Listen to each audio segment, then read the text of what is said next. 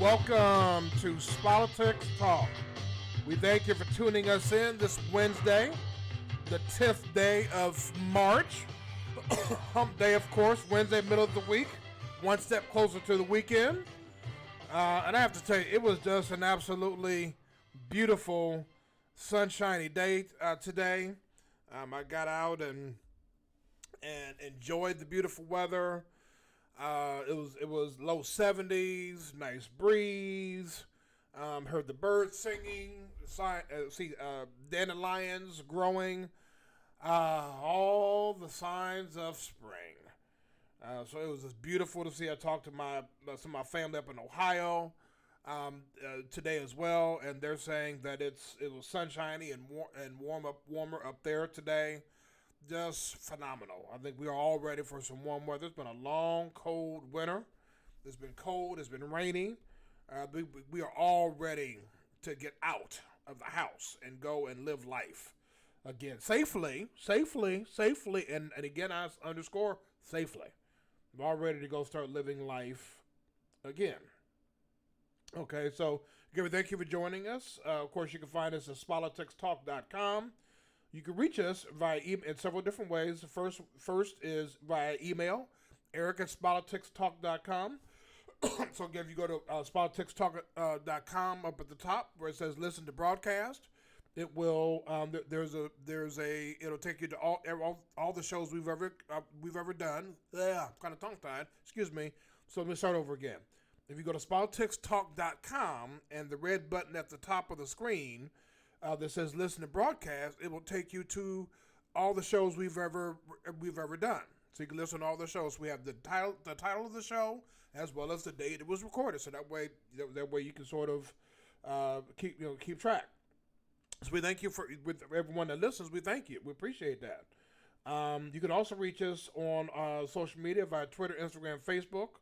Please click share, like, follow, and subscribe. So again, please tell your husband about it, tell your wife about it, tell your girlfriend about it, tell your boyfriend about it, tell your children about it, so you can sit down and listen together. Again, we offer opinions. We point things out in terms of politics, sports, as well as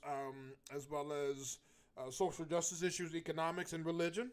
And we tie it together to sports. Okay, and really, sports and life and politics sort of mirror each other quite a bit. We talk about not only how they intersect and intertwine, but also how we can learn lessons from sports because it mirrors life and vice versa. So you can go there and check us out there. Please send us your questions, your comments on how we can improve the show. We would love to hear from you. Okay, so and of course our new format's coming. We're interactive format where we're going to have like a Stephen A. Smith, Max Kellerman type debate where we debate some sports type stuff. But we will still have the intersection and the other formats. We're just going to be changing the show a little bit to mix it up a little bit. And then also we will be on new platforms like Spotify, Google, Apple, and other podcast sites. Okay, so that's coming. Again, we're aiming for the first part of April. Okay, so we're making good progress, and we will continue to work to get that to get to that place. And then even once we get to that place, we'll look to improve again from there.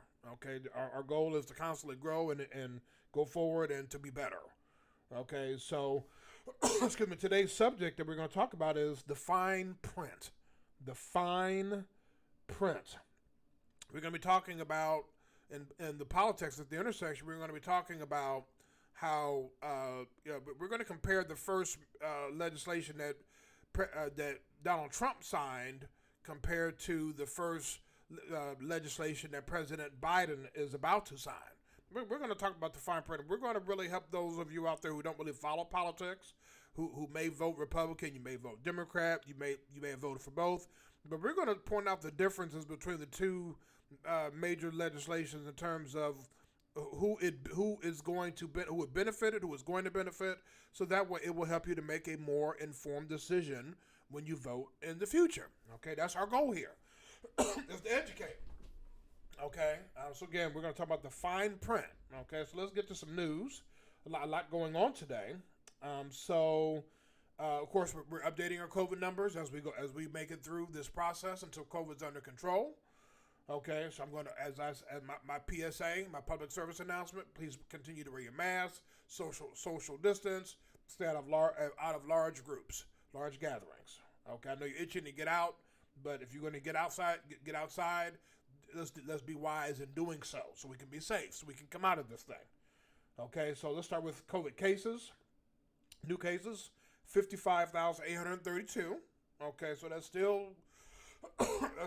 better than what it has been, but it's still a lot of cases. Okay, we know that cases tend to lead to hospitalizations, and hospitalizations tend to lead to deaths. They're indicators. Okay, the 7-day average for COVID cases 64,443.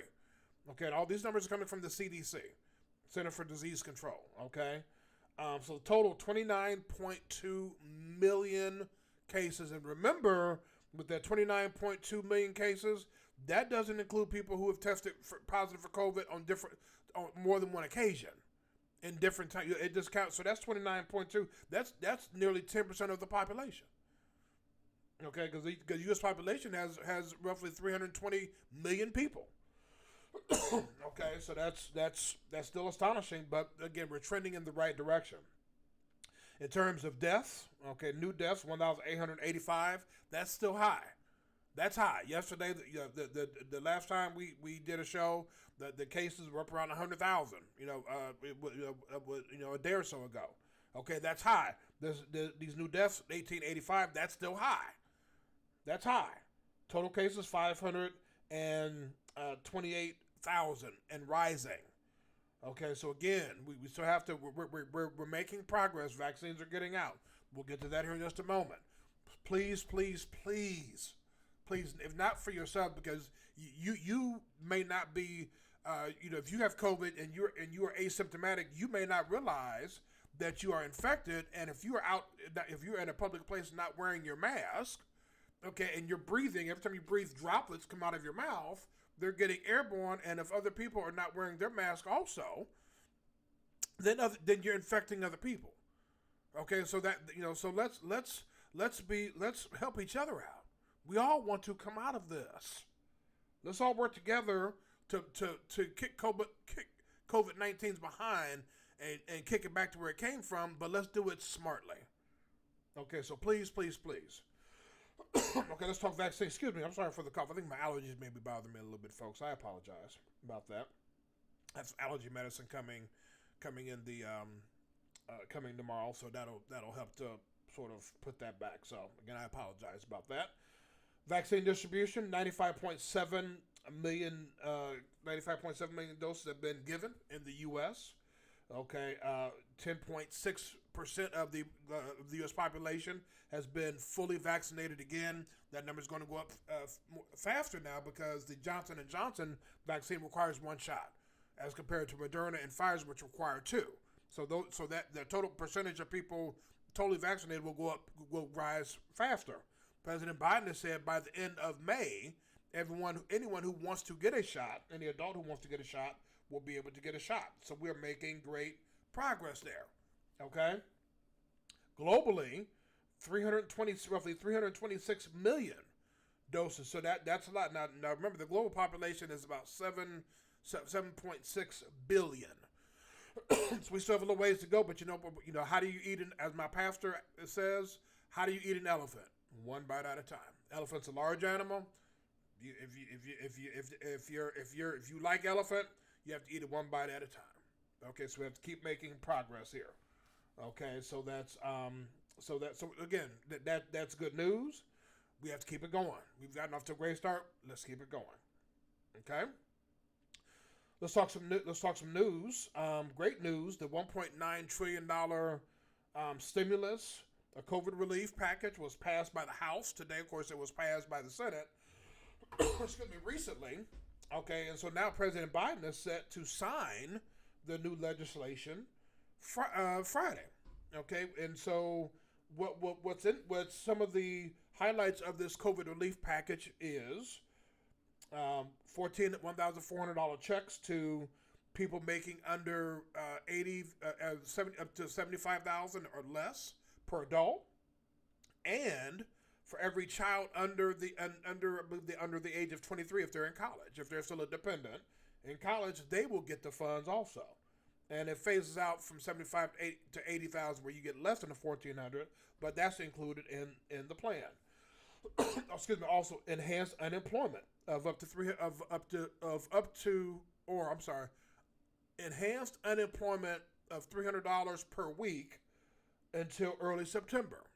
Okay, it was 400, but they got it down to 400 a week. That's on top of whatever your state benefit will be, or that you will qualify for. So you would get both. And for those of you who have filed for unemployment even months ago, and you've not received your benefits, hang in there. They will pay you retroactively to when you filed, when you qualify. So you get all those funds. So keep plugging away at it. Keep calling.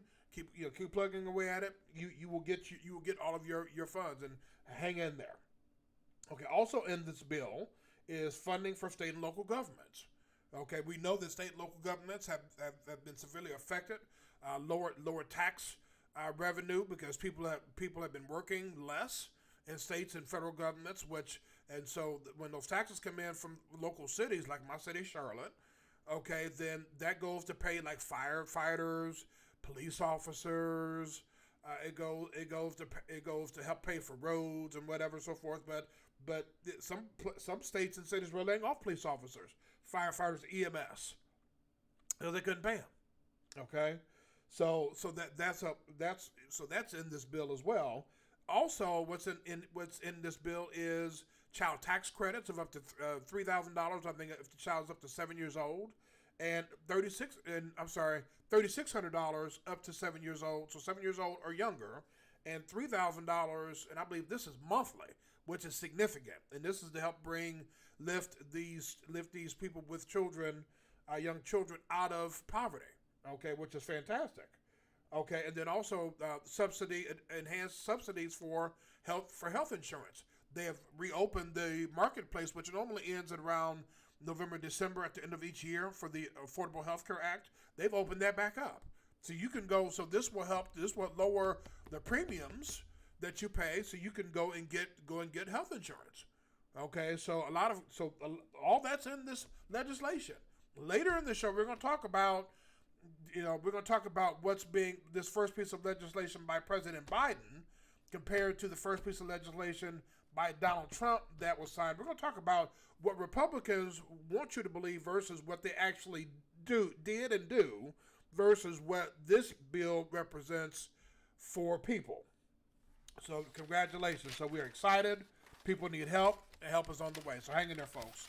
We are coming out of this. Okay?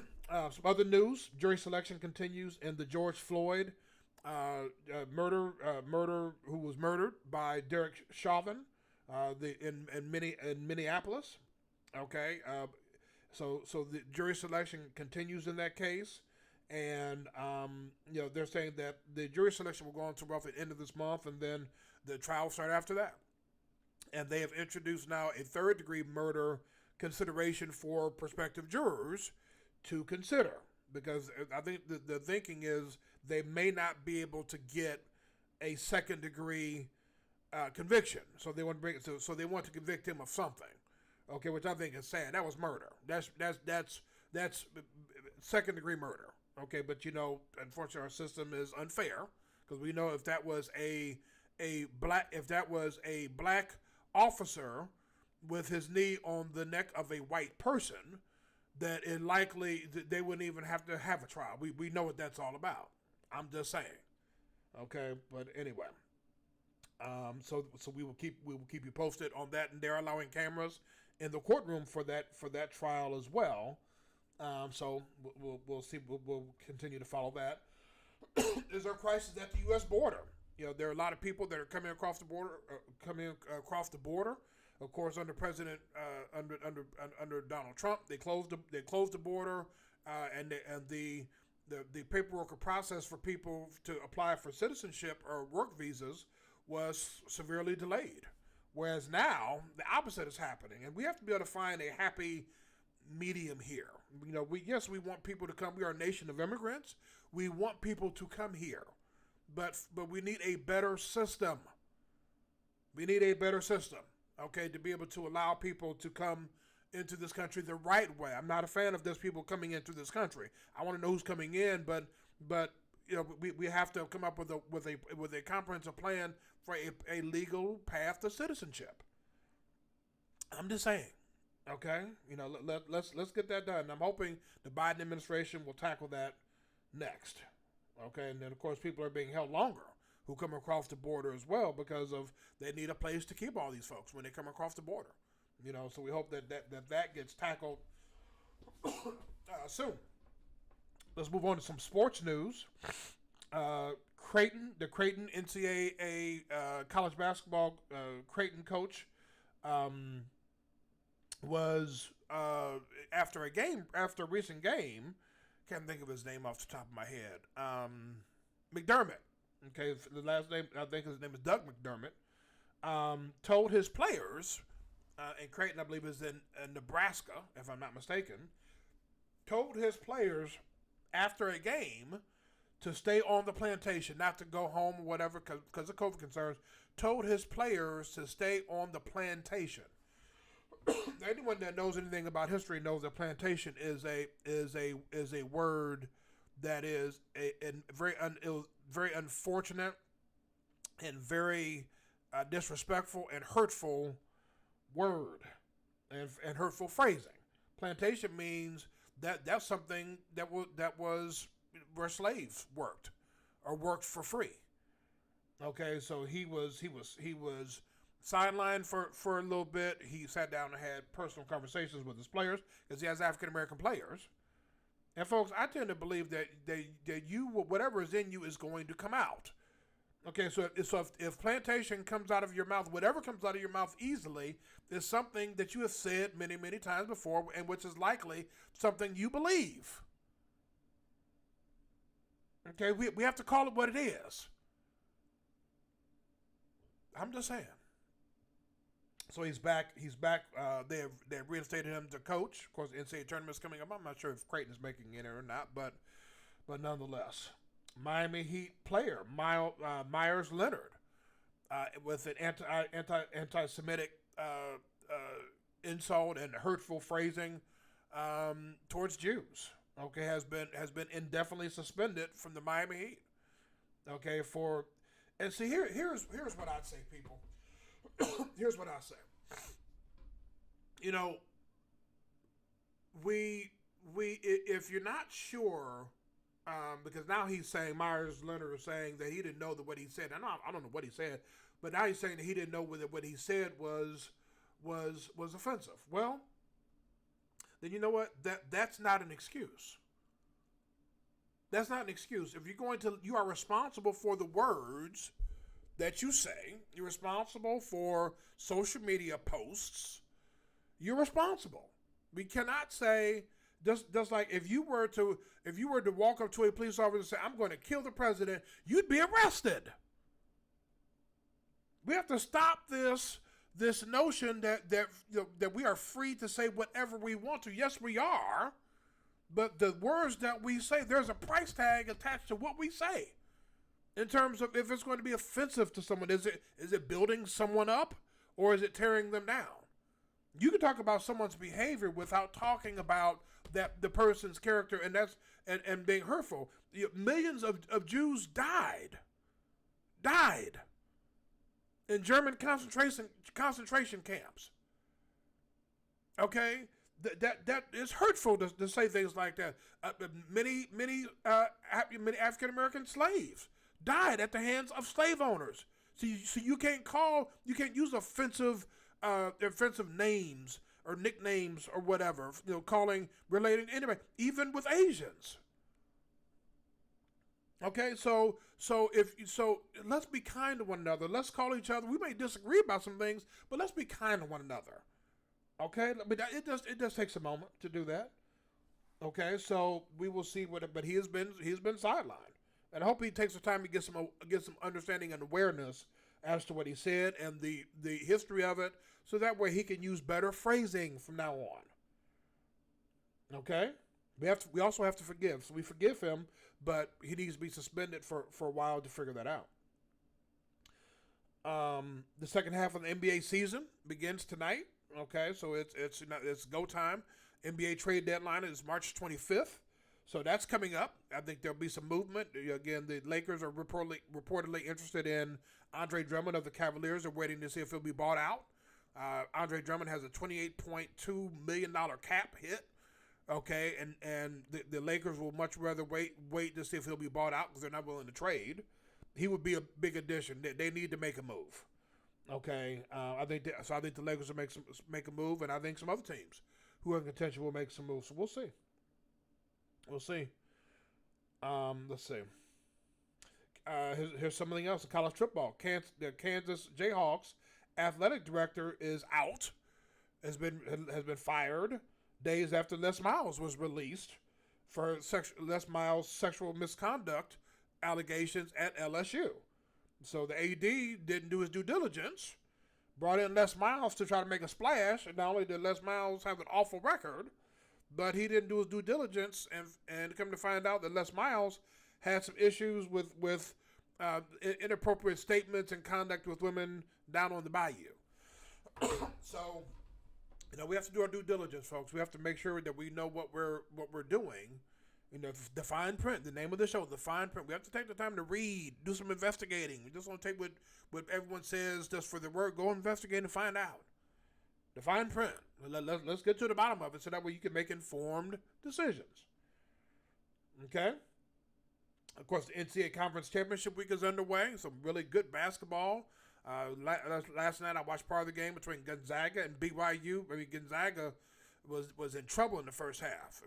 BYU, I think, scored 47 points in the first half, and they were up on Gonzaga by, I want to say, 13 points. But I checked that score this morning. Gonzaga came back and won that game. Okay, now Gonzaga is impressive, but they look beatable. They have a good offense, they have good players, but they play in the Western Athletic Conference. I want to see them against an Illinois, a Michigan, an Iowa. I want to see them against Baylor. I want to see them against the competition that has the size to match up with them.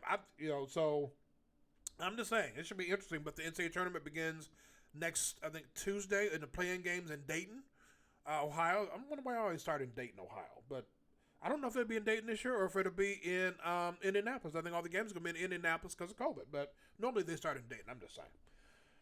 So here are the probable 4 number 1 seeds that based on, obviously, the conference championships are going on this week, so this could change, but I have the 4 number 1 seeds as being Gonzaga out of the Western Athletic Conference. They're undefeated. They just won the Western Athletic Conference. Illinois out of the Big Ten. Baylor out of the Big 12, and Michigan out of the Big 10. The Big 10, they're saying, could get as many as 9 to 11 teams in the tournament. They look good. When you look at Illinois, Michigan, Iowa, Ohio State, they have Purdue.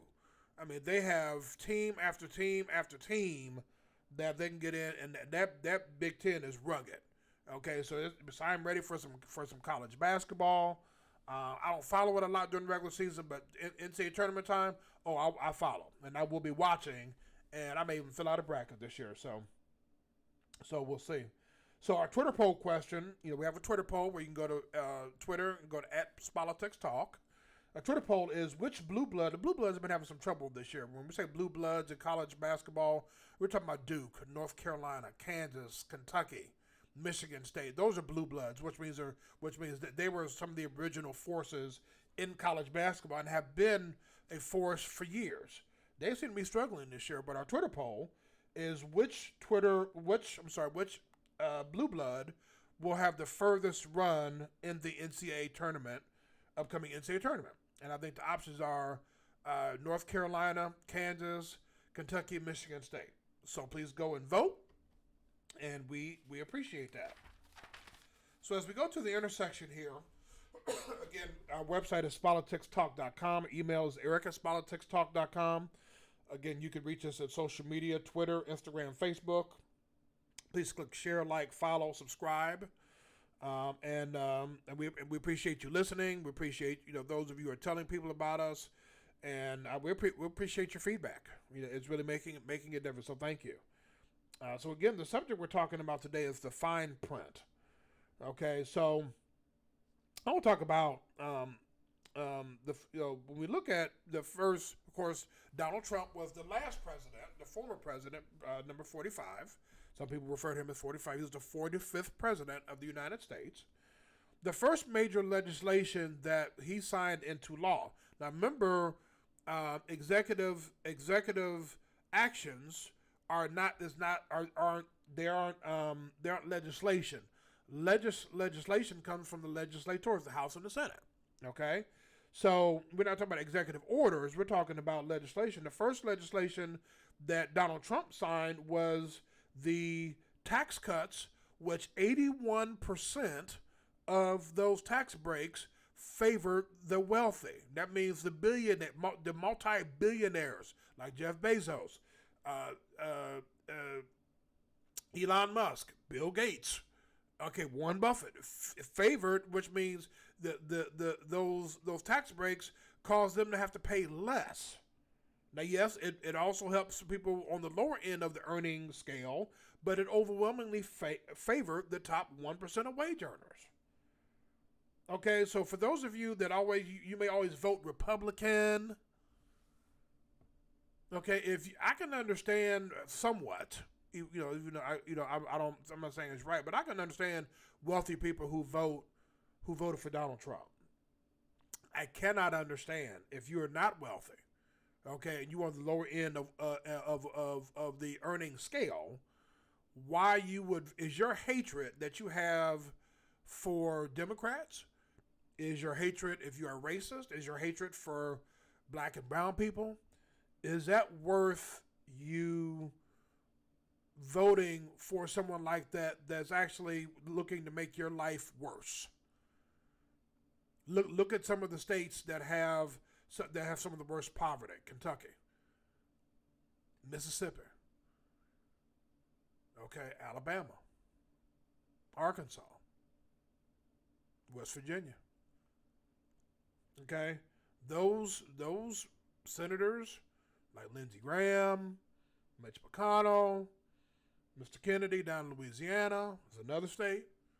Okay, those folks are voting for legislation that will